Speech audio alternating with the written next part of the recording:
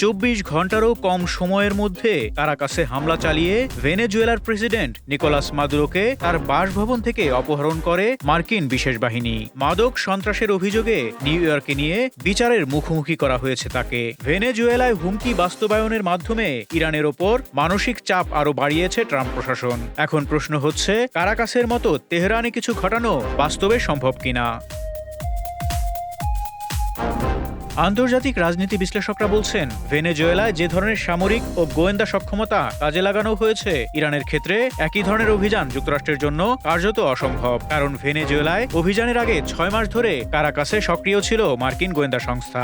মাদুরোর ঘনিষ্ঠ একজন তার অবস্থান শনাক্ত করতে সহায়তা করেন সংস্থাটিকে। ফলে মাদুরোকে তার বাসভবন থেকে সহজেই অপহরণ করে মার্কিন বিশেষ বাহিনী। বিশ্লেষকদের মত, এই অভিযানের সাফল্যের পেছনে বড় কারণ ছিল ভেনেজুয়েলার সেনাবাহিনীর বিশৃঙ্খল অবস্থা এবং মাদুরোর প্রতি রাশিয়া ও চীনের সমর্থন প্রত্যাহার। এদিকে গত বছরের জুনে ইরান প্রমাণ করেছে যে তাদের সরকার পরিবর্তন করা সহজ ব্যাপার নয়। ইসরায়েলের সঙ্গে 12 দিনের সংঘাতে তেহরানের টিকে থাকার সক্ষমতা স্পষ্ট হয়ে ওঠে। সে সময় দেখা যায় ইসরায়েলের আকস্মিক হামলায় ইরানের জাতীয় নিরাপত্তা বাহিনী, ইসলামিক রেভলিউশনারি গার্ড কোরের কয়েকজন গুরুত্বপূর্ণ শীর্ষ নেতা ও ইরানি পারমাণবিক বিজ্ঞানী নিহত হন। একই সঙ্গে উচ্চপদস্থ বিভিন্ন কর্মকর্তা পদত্যাগ না করলে হত্যার হুমকিও দেওয়া হয়। তবে এমন পরিস্থিতিতেও নত হয়নি ইসলামী প্রজাতন্ত্র। বাংকার বিধ্বংসী বোমা ব্যবহার করে ইরানের ভূগর্ভস্থ পারমাণবিক স্থাপনায় হামলা চালায় যুক্তরাষ্ট্র। জবাবে শত শত ক্ষেপণাস্ত্র নিক্ষেপ করে পাল্টা আঘাত হানে ইরানি সেনাবাহিনী। এসব ক্ষেপণাস্ত্র ইসরায়েলের আয়রন ডোম প্রতিরক্ষা ব্যবস্থা ভেদ করে সামরিক লক্ষ্যবস্তুতে আঘাত করে, যা ইরানের সক্ষমতা বিশ্বের সামনে স্পষ্ট করে।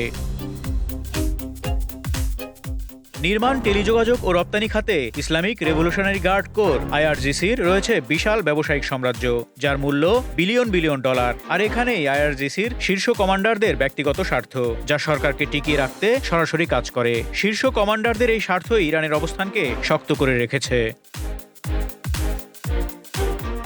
বিশ্লেষকরা বলছেন, মধ্যপ্রাচ্যের দেশগুলোর মধ্যে ইরানের সামরিক শক্তি সবচেয়ে বেশি, কারণ সক্রিয় ও রিজার্ভ মিলিয়ে দেশটিতে প্রায় 10 লাখ সেনা রয়েছে।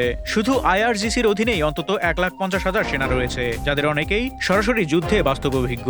এছাড়া ইরানের ভূপ্রকৃতি মূলত পাহাড় বেষ্টিত এবং দেশ জুড়ে রয়েছে বিস্তৃত নগর এলাকা। ফলে ইরানে সামরিক আগ্রাসন চালানো ভেনেজুয়েলার মতো সহজ হবে না।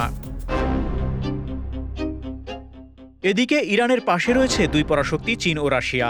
ভেনেজুয়েলার তুলনায় ইরান তাদের অনেক গুরুত্বপূর্ণ অংশীদার। ফলে তেহরানকে উন্নত গোয়েন্দা সহায়তা, আধুনিক অস্ত্র এবং কূটনৈতিক সমর্থন দেওয়ার সম্ভাবনা রয়েছে বলে মত বিশ্লেষকদের। ইতিহাস বলছে, বাইরের আগ্রাসন সাধারণত ইরানের সমাজকে বিভক্ত করার বদলে একত্র করে। ইসরায়েলের আক্রমণের সময় সেটা আরও স্পষ্ট হয়ে ওঠে।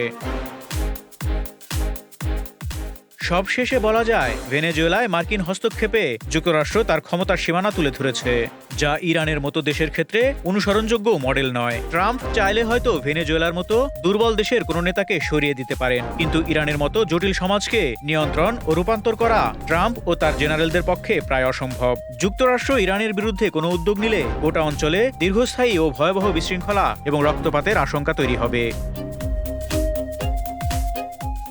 Desk report, Dhaka express.